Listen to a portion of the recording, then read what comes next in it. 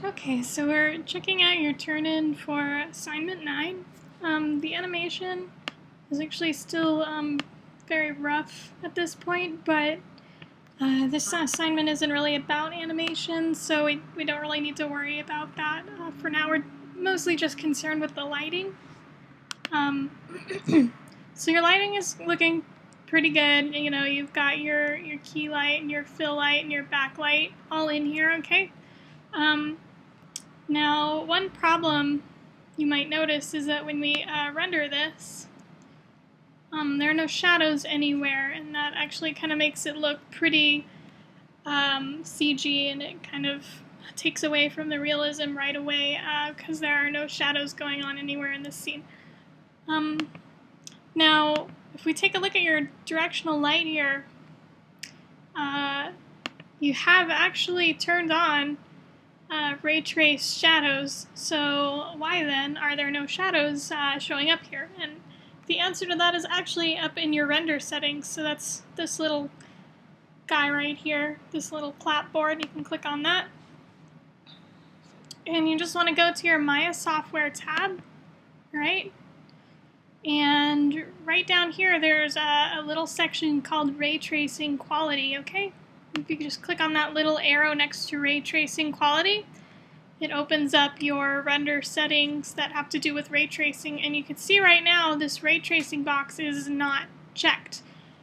So what that means is that ray tracing is actually turned off in your scene right now, okay? So you want to check that box, ray tracing, and you can adjust various things in here, okay?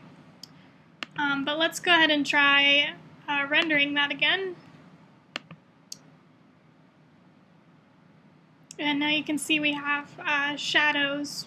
So it's kind of a weird thing about Maya. You know, you need to make sure that if you want to use ray trace shadows, you have to have ray tracing turned on in your scene and your render settings here, and you also have to turn on ray tracing in the lights that you want to cast those ray trace shadows, okay? So you have to have both of those for it to work.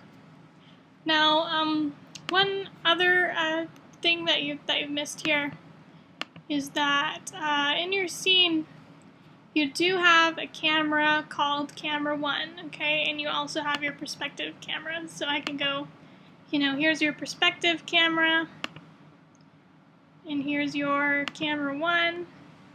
So basically when I went ahead and hit render, it just renders based on whatever camera I'm looking at right now. This is just kind of a sample render, really. But if I were to actually do a serious render of my entire movie here, it would render from whichever camera the render settings have set as the render camera, okay? So if we take a look at our render settings and just go to the Common tab, if we scroll down a bit, right here there's a section called Renderable Cameras, okay? And that's where Maya is going to look for the camera that you want the movie to be shot through, okay? Once you're actually rendering your movie. And right now we've got it to perspective. So one of the requirements of the assignment is to create a new camera and use that camera for your render settings, okay? So perspective camera is just our default camera that we have. Camera 1 is the one that you have created, that's new.